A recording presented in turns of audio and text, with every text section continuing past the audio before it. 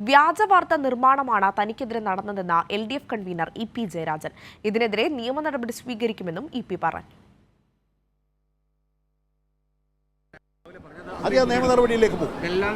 ഞാൻ നിയമ നടപടി ആർക്കൊക്കെ എതിരായി നോക്കണമെന്നുള്ളത് കാര്യങ്ങളെല്ലാം വെച്ച് നിയമ നടപടി സ്വീകരിക്കും. ഞാൻ ആ സ്ത്രീയെ നേരിട്ട് കണ്ട് ഇന്ന് വരെ സംസാരിച്ചിട്ടില്ല. ഒന്ന്.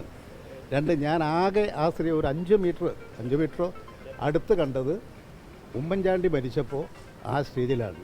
ഞാൻ ആ സ്ത്രീയെ കാണുകയോ സംസാരിക്കുകയോ ഒരു സ്ഥലത്ത് എന്ത് കാര്യത്തിന് ഞാൻ പോയിട്ട് എന്നെ പോലുള്ള ഒരാൾ പോയിട്ട് ആ സ്ത്രീയോട് സംസാരിക്കേണ്ടത്? എനിക്ക് തോന്നുന്നു അതിൻ്റെ എന്തോ ഒരു ഒരു ആസൂത്രിതമായിട്ടുള്ളൊരു പദ്ധതിയുണ്ട്.